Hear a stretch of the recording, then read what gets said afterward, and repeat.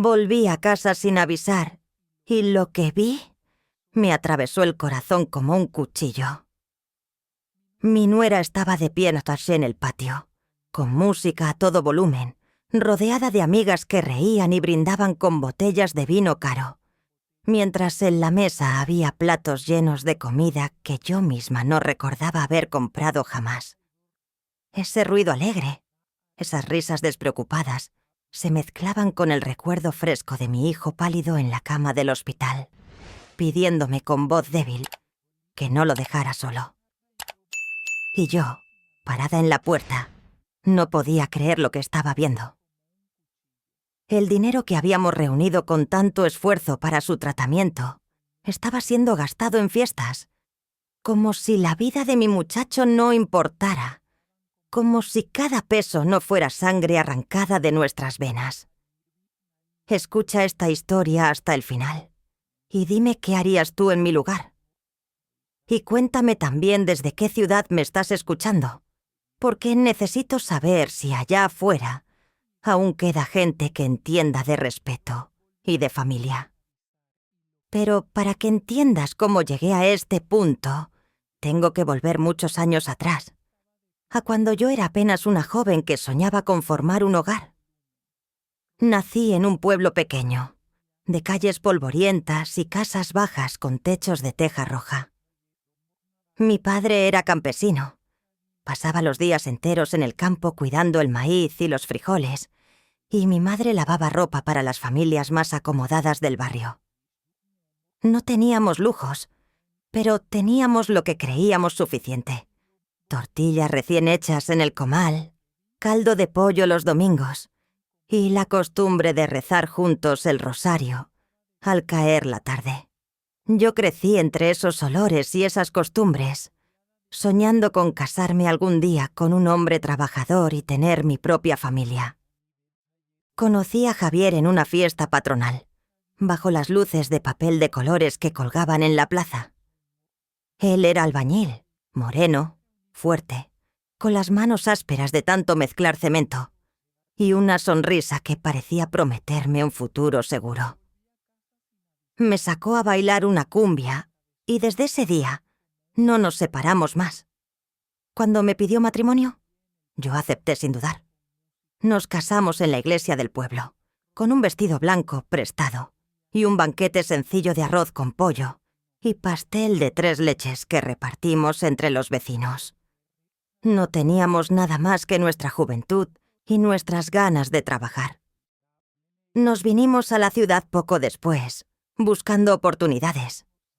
Los primeros años fueron muy duros. Alquilamos una pieza chiquita en un barrio pobre, con baño compartido y una cocina diminuta donde apenas cabía una olla. Yo cosía ropa ajena en una máquina prestada y él trabajaba en la construcción desde el amanecer hasta que anochecía. Hubo días en que solo comíamos frijoles con pan duro, pero siempre agradecíamos a Dios por mantenernos unidos. Y poco a poco, con paciencia y sacrificio, empezamos a levantar algo propio. Javier se propuso construir una casa con sus propias manos, ladrillo por ladrillo, igual que había visto hacer a su padre. Yo lo ayudaba llevando cubetas de agua, preparando la mezcla, cuidando que no faltara café caliente en las madrugadas frías. Pasaron los años y nació nuestro hijo, al que llamamos Manuel. Ese niño era nuestra mayor alegría. Recuerdo que cuando lo sostuve por primera vez en mis brazos, sentí que toda la lucha, todo el cansancio, había valido la pena. Manuel creció viendo a su padre con la pala y el martillo, y a mí cosiendo hasta altas horas de la noche para poder pagarle los útiles escolares. Siempre fue un chico aplicado, noble, de esos que saludan a los vecinos con respeto y ayudan a cargar las bolsas de las señoras mayores. Desde pequeño mostró una inteligencia especial, sacaba buenas notas y soñaba con ser ingeniero. Nosotros, aunque no teníamos mucho, hicimos lo imposible para apoyarlo. Javier falleció joven, de un infarto fulminante, cuando Manuel apenas tenía 17 años. Ese golpe me dejó marcada para siempre, pero al mismo tiempo me dio la fuerza para seguir adelante. Desde entonces, todo mi empeño estuvo en que Manuel lograra sus metas. Me levantaba antes del amanecer para coser y entregaba ropa recién planchada cuando el sol caía. El dinero alcanzaba con dificultad, pero nunca dejé que mi hijo sintiera que le faltaba algo. Y gracias a Dios, pudo estudiar en la universidad. Fue el orgullo más grande de mi vida verlo con su toga y birrete, recibir su título rodeado de aplausos. Manuel conoció a Patricia poco después. Ella era bonita, siempre bien arreglada, con modales de niña de ciudad. Yo al principio me sentí orgullosa de que mi hijo hubiera encontrado a alguien así, porque parecía una muchacha educada y simpática. Se casaron en una ceremonia pequeña, y aunque yo notaba en Patricia una cierta frialdad hacia mí, me guardé mis dudas. Pensaba que con el tiempo aprenderíamos a llevarnos, porque al final lo importante era que mi hijo estuviera feliz. Al poco tiempo nacieron mis nietos, y en cada sonrisa de esos niños sentía que la vida me daba un regalo después de tanto dolor. Los primeros años parecían buenos. Nos visitaban los domingos, comíamos juntos mole o pozole, y yo les preparaba tamales que hacía con mis propias manos. Pero con el paso del tiempo empecé a notar cambios. Patricia ya no quería venir tan seguido. Decía que estaba cansada o que los niños tenían otras actividades. Manuel se excusaba con trabajo, y las comidas familiares se volvieron cada vez más raras. Yo trataba de entender, de no molestar, de no reclamar, porque lo único que deseaba era que mi hijo fuera feliz. Hasta que un día, la desgracia golpeó de nuevo. Manuel empezó a sentirse mal, con fiebres y un cansancio que no se explicaba. Tras varios estudios, los médicos nos dieron la noticia que me partió el alma. Mi hijo tenía cáncer. El mundo se me vino abajo.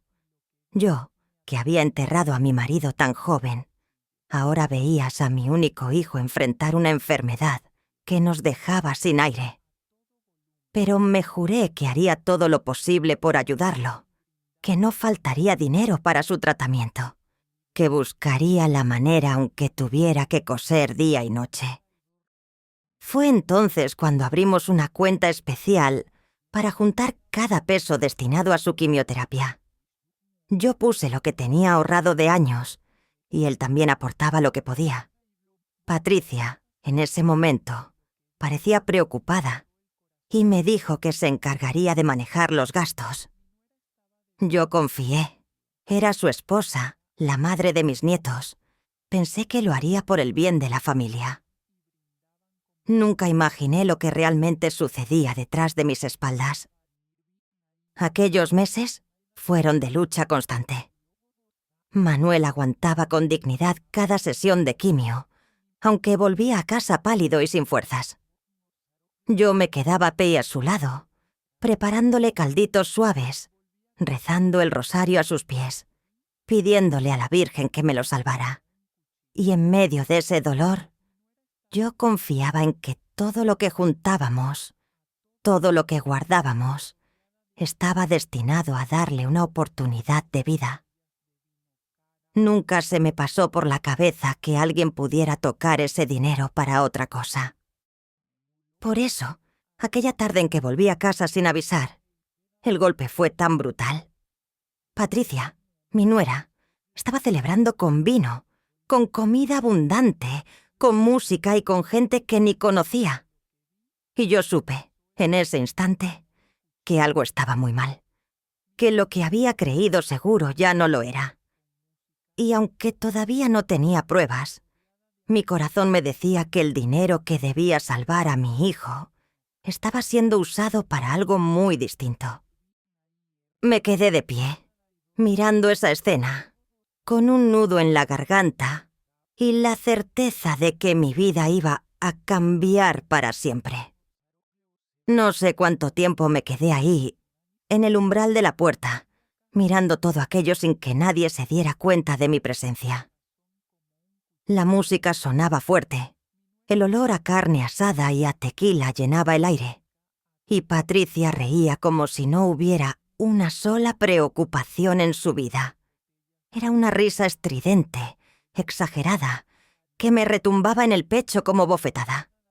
Yo no podía entender cómo en la misma ciudad, a tan solo unos kilómetros de distancia, mi hijo se debatía entre la esperanza y el dolor en un hospital, mientras su mujer organizaba un festín con el dinero que él necesitaba para vivir. Me temblaban las manos, sentía que se me nublaba la vista, y tuve que apoyarme en la pared para no caerme.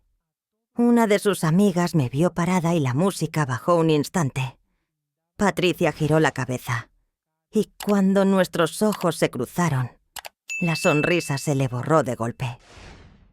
«¿Qué hace usted aquí, suegra?», me dijo con una mezcla de sorpresa y fastidio, como si yo hubiera invadido un espacio que no me correspondía.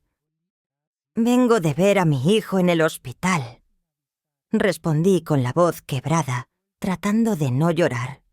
«Y me encuentro con esto».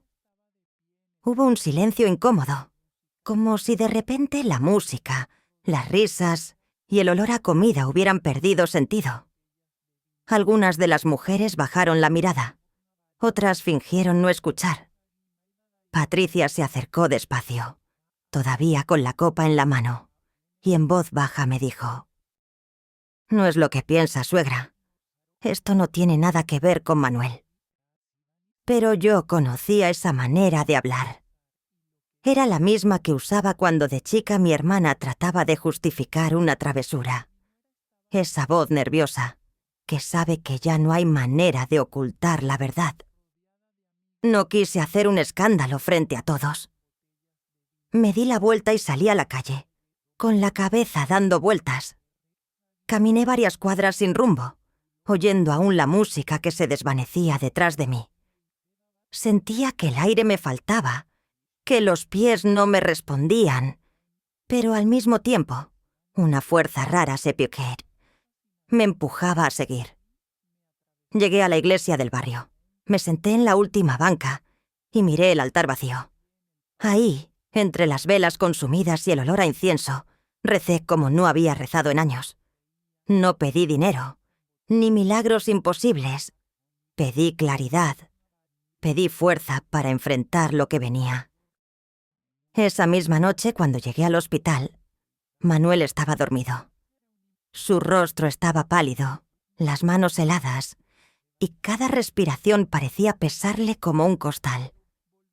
Me senté a su lado, le acaricié el cabello y lloré en silencio. Pensé en la promesa que me había hecho a mí misma desde el día en que nació, que jamás le faltaría nada mientras yo estuviera viva. Y ahora me daba cuenta de que lo estaba fallando, no por no querer, sino porque alguien en quien habíamos confiado estaba traicionándonos. Al día siguiente hablé con el médico. Me explicó que necesitábamos otra sesión de quimio cuanto antes, que el tiempo era oro. Yo asentía con la cabeza, pero por dentro pensaba en los billetes que ya no estaban en la cuenta, en las botellas de vino, en los manteles nuevos que había visto en esa mesa. No dormí en toda la noche, dando vueltas en mi cama, hasta que finalmente tomé una decisión. A la mañana siguiente, fui directamente al banco. Con manos temblorosas entregué mi identificación y pedí que me mostraran el saldo de la cuenta que habíamos abierto para el tratamiento. La empleada me miró con algo de incomodidad, como si ya supiera lo que iba a encontrar. Y ahí estaba, frente a mis ojos. La verdad que me partió en dos. La cuenta estaba casi vacía. Solo quedaba lo suficiente para una semana más de medicinas. Nada más. Sentí que el mundo se me caía encima. Pregunté si alguien había hecho retiros recientes. La empleada, con un tono formal y distante, me respondió que la señora Patricia, había retirado varias sumas en efectivo durante las últimas semanas. Mi corazón se encogió. Era cierto. No eran suposiciones, no eran imaginaciones mías. Era Patricia. Ella había tomado el dinero que debía mantener a mi hijo con vida y lo había gastado en quién sabe qué cosas. Salí del banco con los papeles en la mano, caminando como un fantasma. Me crucé con gente en la calle, saludos de vecinos, niños jugando con balones, y yo me sentía en otra realidad, como si estuviera atrapada en una pesadilla de la que no podía despertar. Pensaba en la cara de Manuel, en su sonrisa cansada, en su voz débil diciéndome: «Mamá, gracias por estar siempre conmigo». Y me hervía la sangre de pensar que su propia esposa estaba traicionando esa confianza. Cuando llegué a casa, Patricia estaba sentada en la sala, pintándose las uñas, como si nada hubiera pasado. La miré con un dolor que no se puede describir y le puse los papeles en la mesa. «Explícame esto», le dije con voz firme, aunque por dentro temblaba como una hoja. Ella levantó la vista, me observó unos segundos y luego sonrió con una calma que me heló la sangre. «No se preocupe, suegra, todo está bajo control. Yo sé lo que hago». En ese momento supe que la batalla apenas comenzaba. Me quedé helada escuchando esas palabras. «Yo sé lo que hago», me dijo, como si con eso alcanzara para justificar que mi hijo se estuviera consumiendo en una cama mientras ella gastaba el dinero en lujos. Sentí que la sangre me hervía y que un grito se me atascaba en la garganta, pero respiré hondo, porque entendí que si explotaba ahí mismo, no lograría nada. Me senté frente a ella, la miré directo a los ojos y le respondí despacio, con una calma que me sorprendió a mí misma. Ese dinero era para salvarle la vida a Manuel. Cada peso que retiraste era una oportunidad menos para que él pudiera seguir con nosotros. ¿Cómo pudiste hacer algo así? Patricia no bajó la mirada. Siguió limándose una uña como si lo que yo decía fuera una exageración. «Usted no entiende, suegra. Manuel está muy mal, y aunque gastemos todo en médicos, igual». Se detuvo, como buscando la palabra adecuada. «Igual no sabemos si vaya a salir de esta». Cuando escuché eso, sentí que me arrancaban el alma.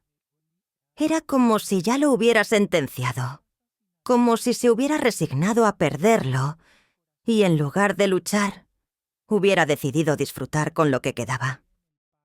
«Yo no me resigno», le respondí con un hilo de voz que me salió más firme de lo que esperaba. «Y mientras yo esté viva, no voy a permitir que uses ese dinero para otra cosa que no sea el tratamiento de mi hijo». Patricia dejó la límata a un lado y me miró con esa sonrisa fría que tanto me molestaba. «Mire, suegra, las cosas están así. Manuel confía en mí. Yo soy su esposa, y yo decido qué se hace con esa plata. Si usted quiere meterse, adelante, pero no espere que yo le dé explicaciones». Esas palabras me atravesaron como cuchillos. Yo había confiado en ella, había entregado mis ahorros sin dudar, creyendo que lo hacía por amor a mi hijo, y ahora me enfrentaba a esa pared de soberbia. Me levanté de golpe, recogí los papeles del banco y le dije: «Si de verdad crees que vas a decidir por encima de mí, estás muy equivocada». Salí de la casa con el corazón latiéndome fuerte, como tambor en procesión.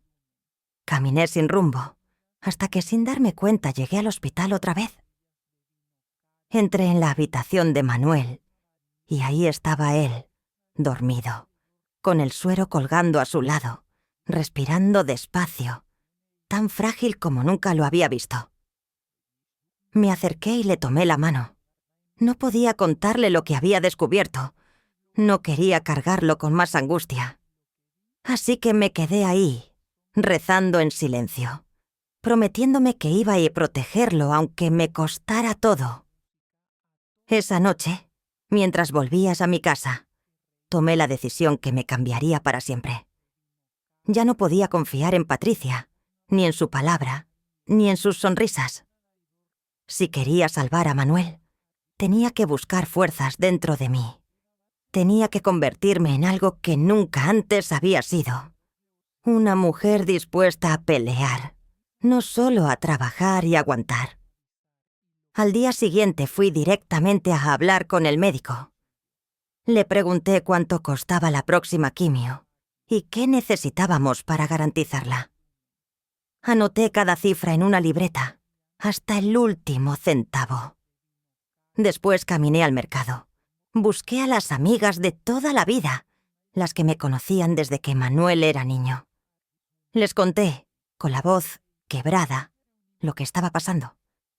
Una vendía tamales, otra tenía un puesto de verduras, otra cosía ropa como yo.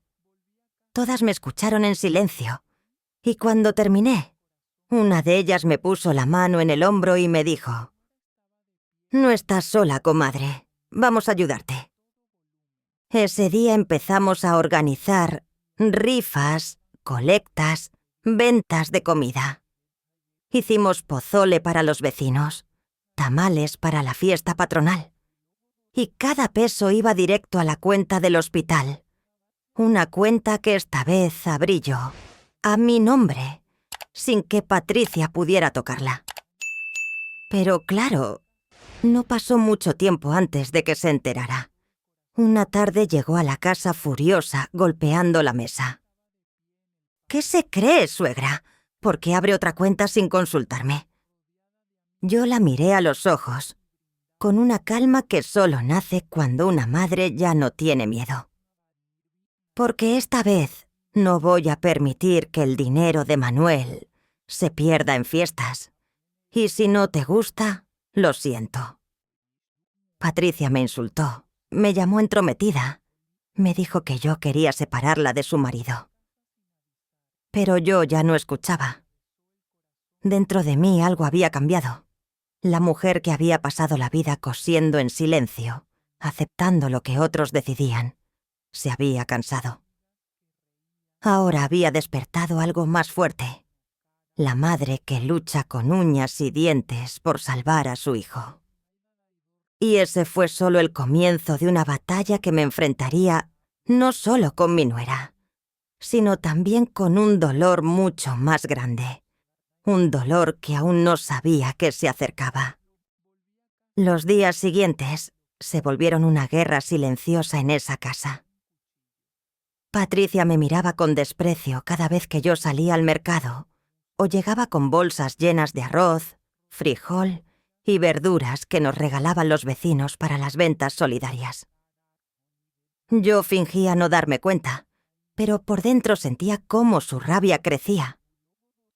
Manuel, ajeno a todo, me recibía en el hospital con una sonrisa cansada. «Gracias, mamá, por estar aquí», me decía, y esas palabras me daban la fuerza que necesitaba para seguir levantándome cada mañana. La gente del barrio me sorprendió. Doña Carmen, la que vendía elotes en la esquina, me dio un día la ganancia completa de su venta. «Para Manuel», me dijo, y me apretó la mano con lágrimas en los ojos. El padre Julián, de la parroquia, organizó una colecta después de la misa dominical y puso la canasta a disposición de todos. Vi a niños meter monedas, vi a ancianos dar billetes arrugados, vi a mujeres que apenas tenían para comer desprenderse de lo poco que tenían. Y yo pensé, esto es familia también. Esta es la verdadera sangre que corre en mis venas. Con todo ese esfuerzo logramos pagar otra quimio, y luego otra. Yo llevaba las facturas en una carpeta, todo anotado, porque sabía que algún día tendría que mostrarle a Manuel que no había estado solo que todo un barrio había luchado por él. Mientras tanto, Patricia seguía ausente en el hospital. Apenas lo visitaba, y cuando iba, se quedaba mirando el celular más que a su marido. Una tarde, Manuel me preguntó en voz baja: «Mamá, ¿Patricia está bien?» La siento distante. Me mordí los labios. No sabía cómo decirle la verdad sin romperle el corazón. Le acaricié la frente y le respondí: «Está preocupada, hijo. Cada quien lleva el dolor a su manera». Él asintió, confiado, y cerró los ojos. Yo me quedé velando su sueño con el alma hecha pedazos. Un sábado, mientras yo preparaba los tamales que pensábamos vender al día siguiente en la plaza, Patricia apareció en la cocina. Se paró en la puerta, con los brazos cruzados, y me soltó sin rodeos. ¿Sabe qué, suegra? Lo que está haciendo es inútil. Manuel no va a mejorar. Está perdiendo el tiempo. La cuchara se me resbaló de las manos y cayó en la olla. Me quedé mirándola, con el vapor subiendo entre nosotras, y sentí que por primera vez en la vida, la rabia me superaba.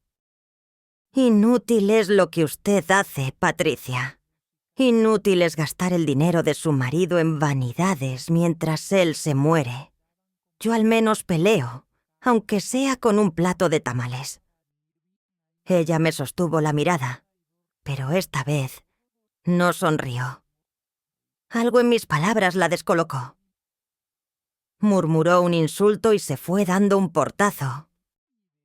Aquella noche no pude dormir. Pensaba en cada palabra que me había dicho, en la frialdad de su voz, en la manera en que parecía haber renunciado a Manuel mucho antes que todos nosotros. Y ahí, entre las sombras de mi cuarto, se me ocurrió la idea que cambiaría todo.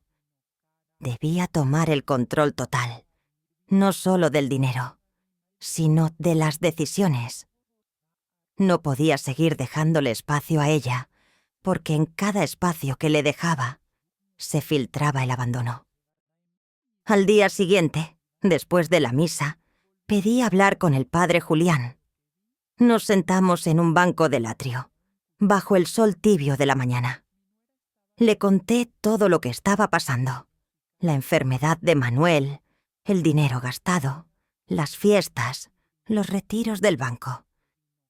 Él me escuchó con paciencia y cuando terminé, me dijo: «Hija, a veces la cruz más pesada no es la enfermedad, sino la traición de los que deberían cuidarnos. Pero recuerda algo. Dios no abandona a las madres que luchan por sus hijos. Si tu nuera falló, es tu deber levantarte más fuerte». Salí de esa conversación con una paz rara, como si hubiera recibido una orden directa. Tenía que proteger a Manuel no solo de la enfermedad, sino también de la ambición de Patricia. Esa misma semana fui al hospital a hablar con el médico. Le pedí que me diera todos los informes por escrito y que, a partir de entonces, me entregara a mí cada factura. Cuando Patricia se enteró, casi me arranca la cabeza. «¿Con qué derecho?», gritó. «Yo soy la esposa». «Y yo soy la madre», le respondí con firmeza. «Y mientras mi hijo respire, voy a estar al frente de esta batalla». No hubo más discusión. En sus ojos vi un odio que me heló, pero también una derrota momentánea. Yo ya no era la mujer sumisa que se callaba. Había despertado. Lo que no sabía en ese momento era que esa nueva fuerza mía iba a necesitarla más que nunca, porque lo que estaba por venir no sería una discusión más en la cocina, ni un papel en el banco. Lo que venía era una prueba mucho más dura, la más dolorosa de todas. Las semanas siguientes fueron una mezcla de esperanza y miedo. Cada vez que lográbamos pagar una quimio, sentía que le estaba robando un pedacito de vidas a la enfermedad, que le arrancábamos un respiro más a la muerte. Pero al mismo tiempo, cada sesión dejaba a Manuel más débil, con la piel ceniza y los ojos hundidos.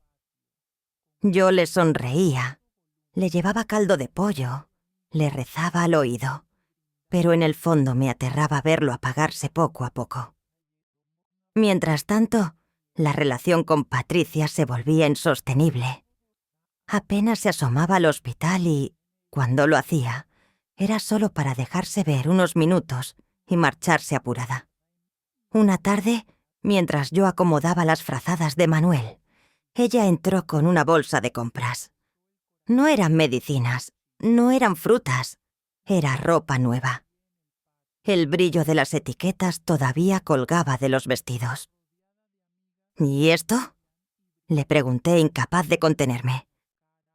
Ella se encogió de hombros. Necesitaba distraerme, suegra. Una también se cansa de tanto hospital. La miré con tanta rabia que tuve que girar la cara para no decir algo de lo que me arrepintiera. Manuel, que medio escuchaba desde la cama, intentó calmar la tensión con un hilo de voz. «No peleen, por favor. Solo quiero estar tranquilo». Me mordí los labios y tragué la ira. No podía descargar mi enojo frente a él. Así que esa noche, ya en mi casa, abrí la carpeta donde guardaba los papeles del banco, las facturas de los medicamentos, los informes médicos, y tomé una decisión. Tenía que dejar registro de todo, como testimonio, como prueba, porque tarde o temprano la verdad saldría a la luz. Los vecinos seguían apoyando. Cada domingo montábamos una mesa en la plaza con tamales, pan dulce y café de olla. Yo veía a niños corriendo con las monedas en la mano para comprarnos algo, a madres jóvenes preguntando por Manuel, a viejos amigos dándome palmadas en la espalda. Todo ese cariño me sostenía. Era como si Dios hubiera sembrado una nueva familia alrededor mío, para que no me derrumbara. Pero Patricia no soportaba esa unión. Una noche, al regresar de una venta, la encontré sentada en la sala con los brazos cruzados y los labios apretados. «Ya basta, suegra», me dijo apenas me vio. «¿No entiende que lo que hace es inútil? Manuel, no vas a mejorar. Está sufriendo y usted alarga todo esto para nada». Me quedé mirándola, con el delantal todavía manchado de masa y la voz temblando de indignación. «Aunque fuera un día más, un respiro más, yo voy a luchar. Y si usted no tiene fuerzas, quédese al margen, pero no me estorbe». Patricia se levantó de golpe, me lanzó una mirada llena de desprecio y se encerró en su cuarto. Esa noche lloré como hacía tiempo no lloraba. No solo por mi hijo, sino porque me dolía pensar que él compartía su vida con una mujer incapaz de darle amor en su peor momento. Al día siguiente, cuando llegué al hospital, encontré a Manuel muy callado. Me tomó la mano y me preguntó con un suspiro: «Mamá, ¿vos me dirías la verdad si pasara algo con Patricia?». Lo miré a los ojos y sentí que me desgarraba por dentro. No podía cargarlo con todo el peso de la traición. Así que le respondí: «Hijo, lo único que tenés que saber es que no estás solo. Yo siempre voy a estar a tu lado». Él sonrió débilmente, cerró los ojos y apretó mi mano con lo poco de fuerza que le quedaba. Esa noche de regreso, mientras caminaba por el barrio iluminado con las luces de las casas y el murmullo de radios encendidas, supe que me esperaba un desenlace cercano.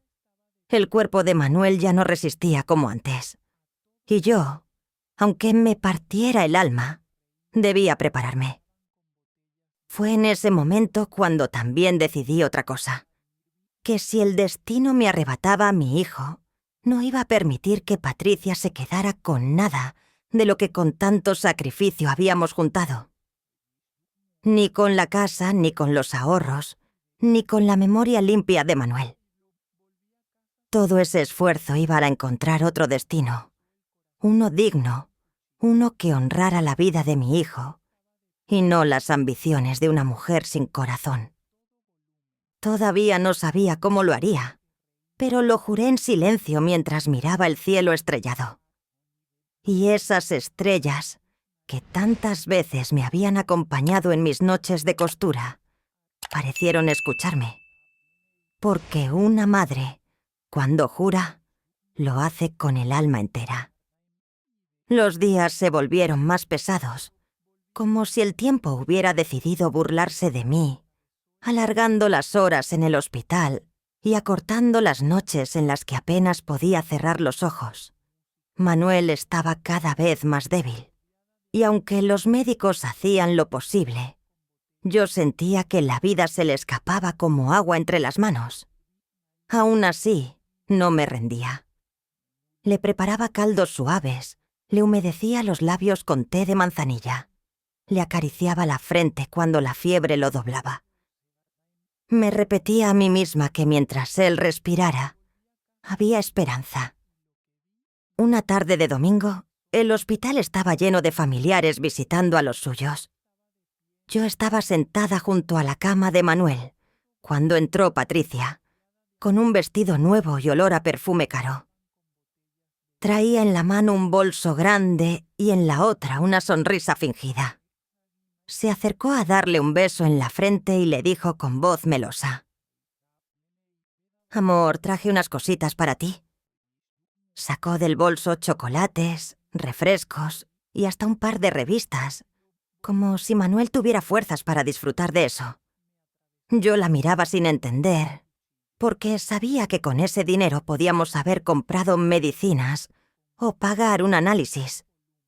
Pero lo peor fue cuando Manuel, con su voz cansada, le preguntó: «¿Y cómo va todo en casa, Patty? ¿Alcanza la plata?». Ella titubeó apenas un segundo y luego contestó con una tranquilidad que me revolvió el estómago: «Sí, amor, no te preocupes. Yo me encargo de todo». Lo miré a él, confiado, creyendo esas palabras, y sentí una puñalada en el pecho. Porque yo sabía la verdad. Sabía de las cuentas vacías, de las compras innecesarias, de las fiestas que había visto con mis propios ojos. Me mordí los labios hasta hacerme daño para no gritar. Manuel no necesitaba más peso sobre sus hombros. Esa noche, al volver a casa, abrí la caja donde guardaba mis libretas y papeles. Tenía recibos de cada rifa, listas de lo recaudado en las ventas de tamales, copias de facturas de quimio, y hasta el documento del banco que mostraba los retiros que Patricia se había hecho. Empecé a ordenar todo como quien arma un rompecabezas, con el corazón ardiendo pero la mente fría. Si algún día llegaba el momento, debía mostrar al mundo la verdad. Los vecinos también lo notaban.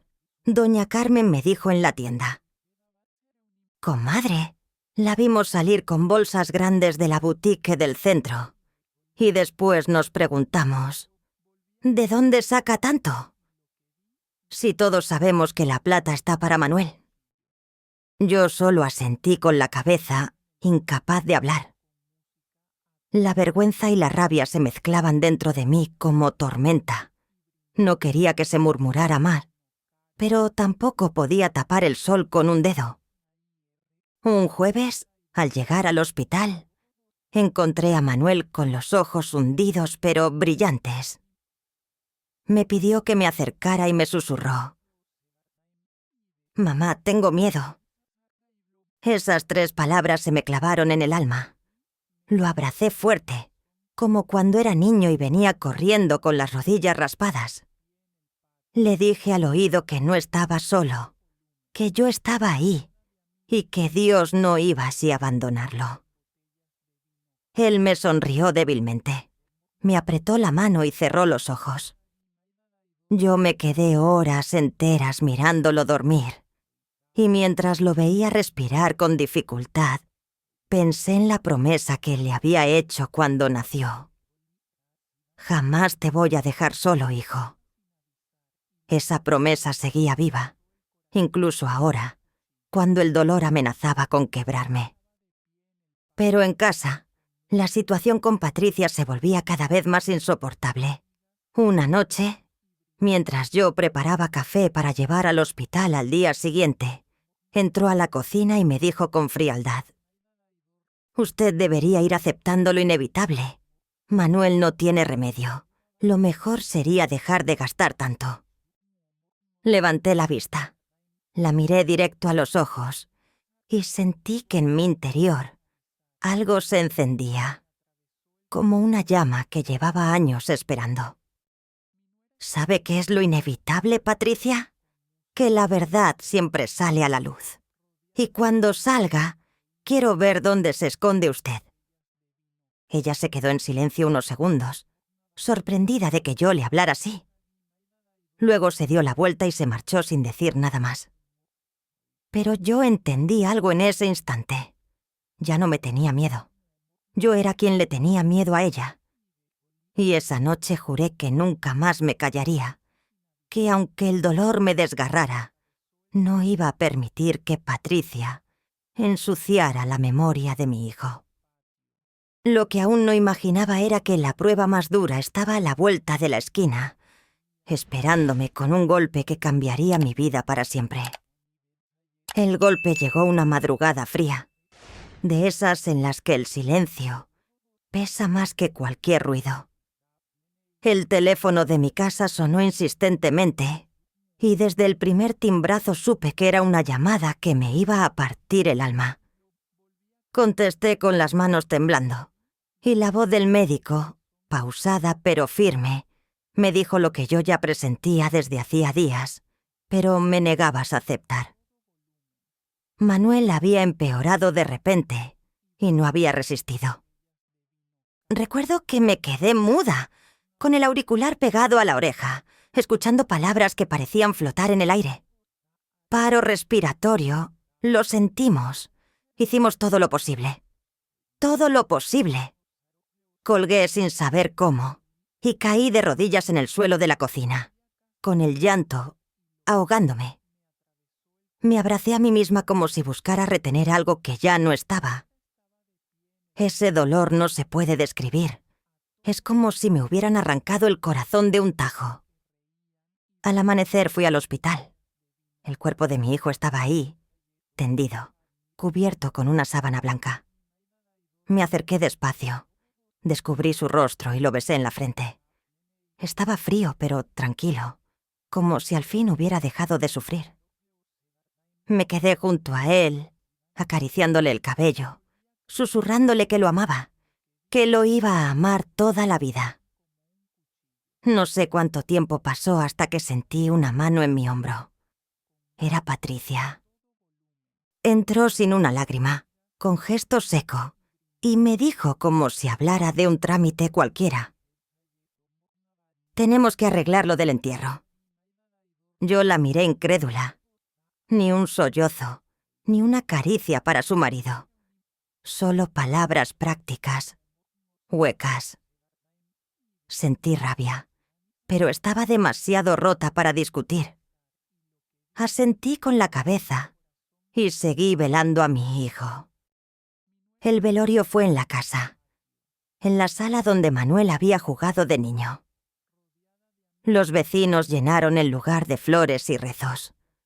Recé el rosario con la voz quebrada, escuchando los murmullos de quienes se preguntaban por qué Patricia no derramaba una sola lágrima. Ella se mantenía en un rincón, saludando a quienes llegaban con un gesto de cortesía, como si fuera una anfitriona en un evento social, y no una viuda joven despidiendo a su marido. Yo, en cambio, sentía que el mundo se me derrumbaba. Cada vez que alguien me abrazaba y me decía «Fuerza, comadre», me daban ganas de gritar que no tenía fuerzas, que ya no quedaba nada en mí. Pero no lo hice. Me sostuve porque sabía que Manuel hubiera querido verme de pie, no vencida. La mañana después del entierro, Patricia me llamó a la cocina. Se sentó frente a mí, con los brazos cruzados, y me dijo sin rodeos: «Ahora que Manuel ya no está, tenemos que hablar de la casa y de las cuentas». Yo parpadeé, confundida. Todavía no habían pasado ni 24 horas desde que lo habíamos sepultado, y ya estaba pensando en herencias. «¿De qué estás hablando?», le pregunté con la voz helada.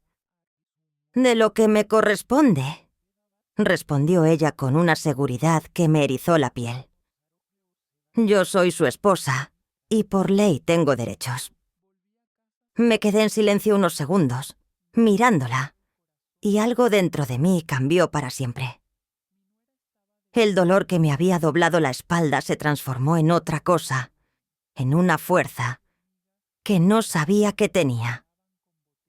Me levanté despacio, apoyé las manos en la mesa y le dije: «Derechos tendrás, Patricia, pero no sobre lo que yo construí con mi hijo, y mucho menos sobre lo que vos misma vaciaste de las cuentas mientras él se moría». Ella abrió los ojos con sorpresa.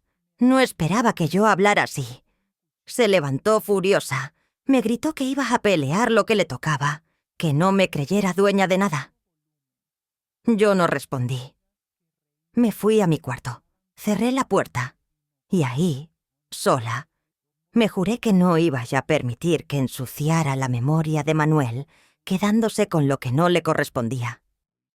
Esa noche, mientras acariciaba la foto de mi hijo con toga y birrete, entendí que había llegado mi turno de luchar, ya no por salvarlo, porque esa batalla se había perdido, sino por honrarlo.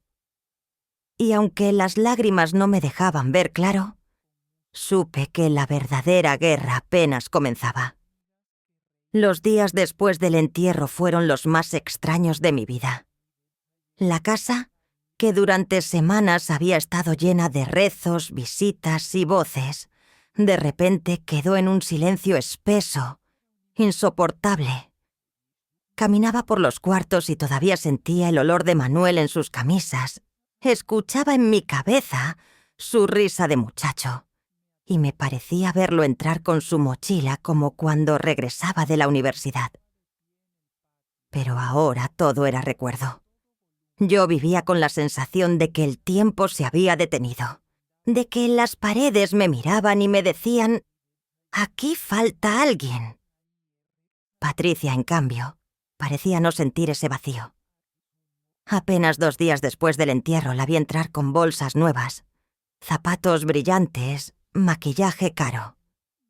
Se paseaba por la casa como si nada, hablando por teléfono con una amiga, diciendo que pronto todo iba a mejorar. Yo la observaba desde la puerta de la cocina, con una mezcla de tristeza y rabia. Mientras yo me aferraba a las fotos de mi hijo como si fueran un pedazo de vida, ella actuaba como si hubiera cerrado un capítulo sin importancia. Un mediodía, mientras yo calentaba frijoles, Patricia se sentó frente a mí y comenzó a hablar como quien discute cuentas de una tienda. «Mire, suegra, tenemos que organizarnos. La casa, las cuentas, lo que Manuel dejó. Yo tengo derecho a decidir». Me quedé en silencio, removiendo la olla, porque no quería perder la calma. Pero ella insistía una y otra vez, hasta que finalmente levanté la vista y le respondí con una frialdad que hasta a mí me sorprendió. «Patricia, el único derecho que tenías era cuidar de tu marido mientras vivía. Ese derecho lo perdiste cuando preferiste gastar en fiestas el dinero que podía haberle dado más tiempo». Se quedó rígida, con la boca entreabierta, y después de unos segundos se levantó golpeando la silla. «Usted no sabe de lo que habla», me gritó. Yo era su esposa y lo quise a mi manera. «Ojalá tu manera hubiera sido suficiente», le respondí, porque para él no lo fue. Ese día entendí que ya no tenía nada que hablar con ella. Patricia no lloraba por Manuel. No lo recordaba en silencio. No encendía una vela en su nombre. Su mente estaba en otra parte. En la casa, en el dinero, en los bienes. Y eso, para mí, era una ofensa imperdonable. Una tarde, cuando fui al banco a pagar las últimas facturas del hospital, pedí que me imprimieran todos los movimientos de las cuentas desde que se había iniciado la enfermedad. Me entregaron un fajo de papeles con fechas, montos y firmas. Al repasarlos, vi con claridad lo que ya sospechaba. Los retiros en efectivo, las compras en boutiques, los pagos en restaurantes. Todo estaba ahí, negro sobre blanco, con su nombre. Sentí un escalofrío. Tenía en mis manos no solo pruebas, sino también un arma. Volví a casa con los papeles guardados bajo el rebozo, temiendo que Patricia los descubriera. Esa noche, mientras ella dormía, me senté en la mesa de la cocina y empecé a ordenar los documentos, junto con las libretas donde yo había anotado cada rifa, cada venta de tamales, cada peso que los vecinos habían puesto de corazón. Pensé en Manuel, en cómo me decía, «Mamá, gracias por estar». Y entendí que ahora mi tarea no era cuidarlo a él, sino cuidar su memoria. Patricia empezó a mostrar impaciencia. Una mañana, mientras tomaba café, me soltó. «Suegra, deberíamos vender la casa. Es grande, cuesta mucho mantenerla. Con lo que saquemos podríamos vivir bien los tres. Usted, yo y los niños». El café se me atoró en la garganta. ¿Vender la casa? La misma casa que mi marido levantó ladrillo por ladrillo. La misma donde crié a Manuel, donde celebramos cada cumpleaños, donde velamos a mis muertos. La miré fijamente y le dije: «Esta casa no está en venta. Esta casa no es tuya». Ella sonrió con desdén. «Eso lo dirán los abogados». Sentí un escalofrío recorrerme la espalda, pero al mismo tiempo algo se endureció dentro de mí. No iba a permitir que esa mujer convirtiera la memoria de mi hijo en un botín. No después de todo lo que había hecho. Esa noche dormí poco, pero cuando el alba empezó a teñir el cielo, ya tenía tomada una decisión. Si Patricia quería una guerra por lo material, iba a encontrarse con algo que no esperaba. Yo no estaba sola, y tenía más armas de las que ella imaginaba. Porque no hay furia más fuerte que la de una madre herida, y yo estaba lista para mostrarle que su avaricia iba a costarle caro. Al amanecer, me levanté con una fuerza que no había sentido en mucho tiempo. Encendí una vela frente a la foto de Manuel. Le recé un Padre Nuestro y le hablé en voz baja, como si me escuchara. «Hijo, hoy empiezo a defender lo que es tuyo, lo que construimos juntos. No voy a dejar que tu memoria se manche por la ambición de nadie». Sentí que en ese silencio, en esa llama titilando, él me daba el valor que me faltaba. Lo primero que hice fue visitar al abogado del barrio, el licenciado Ramírez, un hombre mayor que conocías a mi marido en vida y que siempre me había saludado con respeto. Le llevé la carpeta con los movimientos bancarios, las facturas de los hospitales, los apuntes de las colectas y, sobre todo, las pruebas de los retiros que había hecho Patricia. Me escuchó en silencio, con el ceño fruncido, y cuando terminé me dijo: «Doña, lo que su nuera hizo tiene nombre. Es un desfalco, y peor aún porque el dinero tenía un destino vital. Usted puede pelear esto. Yo lo miré con los ojos llenos de lágrimas. No quería pleitos de papeles, pero tampoco podía permitir que se burlaran del esfuerzo de tanta gente. El licenciado me explicó cómo podíamos congelar las cuentas conjuntas y proteger la casa, ya que estaba registrada a nombre de mi difunto esposo y mío, no de Patricia. Cada palabra suya era como un ladrillo nuevo que levantaba un muro de defensa alrededor de lo que quedaba de mi hijo. Al salir de la oficina del abogado, me encontré con el padre Julián en la calle. Me miró con esa calma que tenía y me preguntó cómo estaba. Yo no pude contenerme y le conté parte de lo que pasaba. Me puso la mano en el hombro y me dijo: «Hija, hay batallas que son terrenales y hay batallas que son del alma. Las dos se tienen que pelear. Pero nunca olvides que lo haces por amor, no por odio». Esas palabras me quedaron resonando todo el día. Cuando llegué a casa con los papeles en la bolsa, Patricia estaba en la sala, pintándose las uñas mientras los niños jugaban en el piso.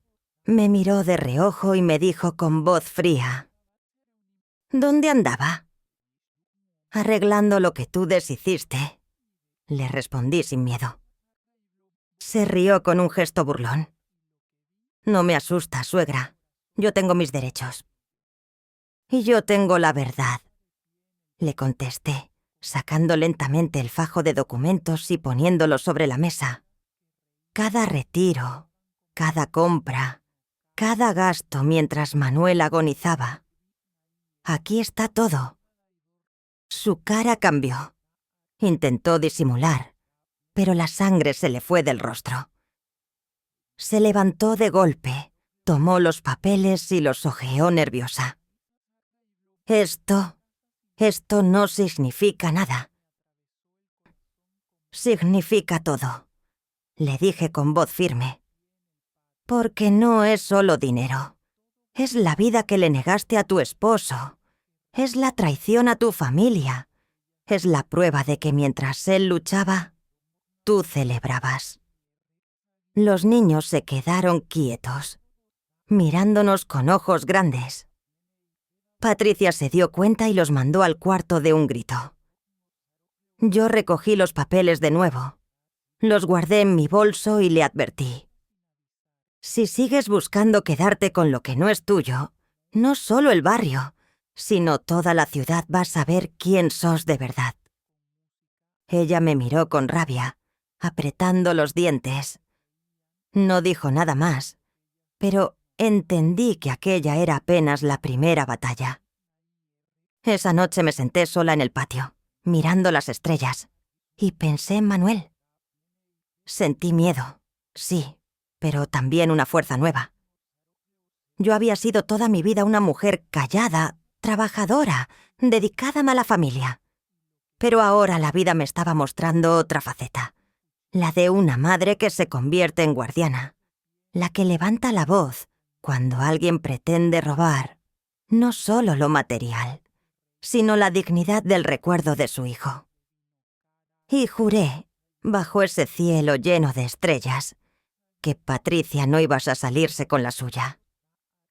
Aunque me quedara sola, aunque me costara todo, ibas a defender la memoria de Manuel con uñas y dientes. Los días siguientes se convirtieron en una tormenta. Patricia intentó varias veces presionarme. Incluso llevó a un primo abogado para intimidarme. Pero lo que ella no esperaba era que yo ya había movido mis fichas. Con la ayuda del licenciado Ramírez, logré congelar las cuentas y asegurar la casa legalmente. Cuando recibió la notificación oficial, Patricia estalló en gritos, acusándome de querer dejarla en la calle. Yo la miré serena, con la voz firme, y le respondí: «No te estoy dejando en la calle, Patricia. Te estás dejando sola vos misma, porque preferiste gastar en fiestas lo que era para salvar la vida de tu marido». Esa frase fue como un golpe del que no pudo levantarse. Poco tiempo después, hizo sus maletas y se marchó con los niños a la casa de sus padres. Se fue sin despedirse, sin mirar atrás. Los vecinos vieron cómo cargaba sus cosas y murmuraban en las puertas. Yo me quedé de pie en el umbral, observando en silencio. No sentí rencor, sentí alivio. La casa volvía a ser mía, no para disfrutarla como un triunfo, sino para custodiar el recuerdo de Manuel. Pero no quise quedarme encerrada en el dolor ni en la amargura. Con los papeles en orden y el dinero que había logrado salvar de las colectas, tomé una decisión que cambiaría mi vida y la de muchos.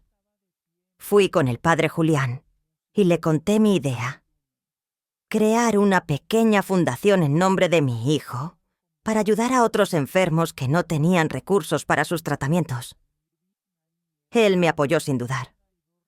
Pronto, con la ayuda de los vecinos, empezamos a organizar cenas solidarias, rifas y colectas, pero esta vez no para Manuel, sino para otros que estaban en su lugar. La primera vez que llevé un sobre con dinero a una familia que necesitaba costear una quimio, sentí que Manuel estaba a mi lado, sonriendo. Era como si me dijera: «Mamá, seguiste luchando». Y comprendí que aunque él ya no estuviera físicamente, su vida no había sido en vano, porque su recuerdo se había convertido en esperanza para otros. Los niños del barrio comenzaron a llamarme abuela de todos. Cuando organizábamos meriendas, corrían a abrazarme, y en esos abrazos yo encontraba una paz que hacía tiempo no sentía. Mis manos, que habían pasado la vida cosiendo ropa, ahora servían vasos de atole y partían pan para decenas de pequeños. Y en cada sonrisa veía reflejado a mi hijo, como si siguiera presente en todos ellos. Hoy, cuando me siento en el patio de la casa, ya no escucho el eco frío del silencio, sino las voces de quienes vienen a buscar ayuda, de quienes me llaman para decirme gracias. A veces pienso que Patricia nunca entenderá lo que perdió, porque no supo ver que la verdadera riqueza no está en los bienes ni en las cuentas, sino en el amor y en la dignidad. Yo perdí a mi hijo, sí, pero gané una misión. Y aunque el dolor nunca se va del todo, aprendí que uno puede transformar la herida en fuerza, la traición en enseñanza y la soledad en compañía de quienes realmente valoran lo que haces. Y ahora que llegaste conmigo hasta el final de esta historia, quiero pedirte algo. Escribe en los comentarios desde qué ciudad me estás escuchando, porque quiero sentir que no estoy sola contando mi verdad. Y si esta historia tocó tu corazón, dale like al video y suscríbete para seguir escuchando relatos como este. Porque al final, todos necesitamos recordar que la dignidad nunca se negocia y que siempre, siempre vale la pena defender la memoria de quienes amamos.